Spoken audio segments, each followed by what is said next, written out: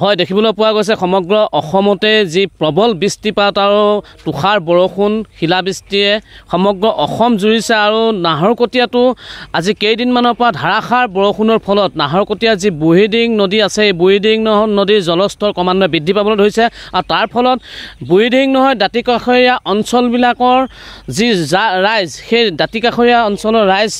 হাহাকাৰ পৰিৱেশৰ সৃষ্টি হৈছে আৰু বুঢ়ীডিং নদীৰ পানী বাঢ়ি যোৱাৰ লগে লগে পুৰণি কৈৱৰ্ত গাঁৱৰ যি অঞ্চল মই বৰ্তমান উপস্থিত আছোঁ পুৰণি কৈৱৰ্ত গাঁও এটা অঞ্চলত এই অঞ্চলৰ মোৰ সতীৰ্থই দেখাব এইদৰে পথাৰবিলাক আচলতে খেতিয়ে ভৰপূৰ হৈ আছিল আৰু এই ভৰপূৰ হৈ থকা খেতিৰ পথাৰবিলাক তৎক্ষণাত বুঢ়ীডিং নদীৰ বানপানীয়ে আহি সকলোবিলাক পথাৰ ডুবাই দিলে আৰু যাৰ ফলত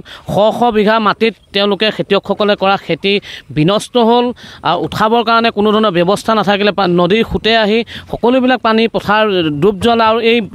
যি কৃষিজীৱী ৰাইজ আচলতে বছৰটোৰ কাৰণে তেওঁলোকে খেতি কৰে আৰু তাৰ উপাৰ্জনে বছৰটো পোহপাল দিয়া চলে আৰু এই গোটেই প্ৰক্ৰিয়াটো যিহেতু বানপানী কবলত সোমাই গ'ল মই তেওঁলোকৰ পৰা কৃষক ৰাইজ আছে তেওঁলোকৰ পৰা কিছু কথা জানিব বিচাৰিম আপোনাক এনিভা 24লৈ স্বাগতম জনাইছোঁ খেতি কিমান কৰিছিল আৰু কি অনিষ্ট হ'ল আপোনাৰ মোৰ তোমাৰ 60 বিঘামান ৰঙালাও কৰা হৈছিলে আৰু ভেন্দি কৰা হৈছিলে তোমাৰ 6 বিঘামান আৰু মূলা 4 বিঘামান কৰা হৈছিলে গোটেইখিনিৰ ভিতৰত ৰঙালাও 10-15 বিঘামান ৰঙালাও মানে বামত আনিব পৰা হ'ল আৰু এইখিনি মাটিত পানীৰ তলতে ডুব গৈ আছে বৰ্তমান আৰু আমাৰ যি এতিয়া নদী কিনাৰত থকা মানুহবিলাক খেতি কৰি জীৱিত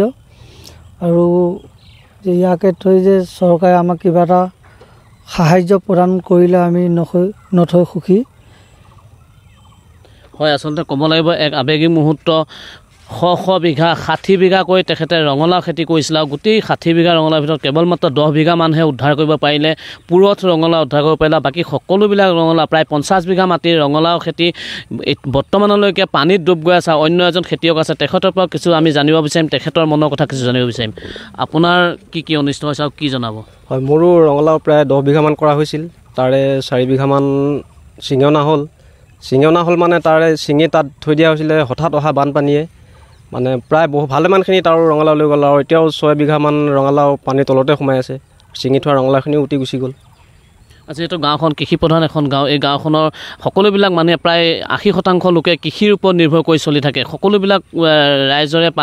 খেতি বাতি পানীত ডুব গৈছে কি জনাব হয় আমাৰ গাঁওখন যিহেতু কৃষিজীৱী গাঁও সকলো মানুহে কৃষি কৰিয়ে জীৱন নিৰ্বাহ কৰে আৰু এই আমাৰ বাম খেতিটোৱে প্ৰধান আৰু এই বাম খেতিটো কৰি আমি এবছৰ কাৰণে আমাৰ গোটেই হেৰিটো চলে আৰু কিন্তু এই হঠাৎ অহা বানপানীয়ে সকলো নাশ কৰিলে এবাৰ হয় এয়া আছিলে কৃষিজীৱী ৰাইজৰ মনৰ কথা আৱেগৰ কথা আৰু এই গাঁওখনত পুৰণি কৈৱৰ্ত গাঁও একমাত্ৰ গাঁও যিখনত কৃষিৰ ওপৰতে ৰাইজ জীৱন অতিবাহিত কৰা গোটেই সমগ্ৰ কৃষি পথাৰখনে তেওঁলোকৰ পানীৰ তলত ডুব গৈ আছে বৰ্তমান বুঢ়ীডিং নদীৰ পানীয়ে সকলোবিলাক খেতিপথাৰ পানীত ডুব গৈ আছে আৰু তেওঁলোকৰ আচলতে গোটেই বছৰটো যি উপাৰ্জন সেই উপাৰ্জন বৰ্তমান পানীৰ তলত সোমাই আছে চৰকাৰে যদি কিবা ব্যৱস্থা লয় তেওঁলোকে অন্ততঃ অকণমান সকাহ পাব জীৱন আৰু জীৱিকাৰ কাৰণে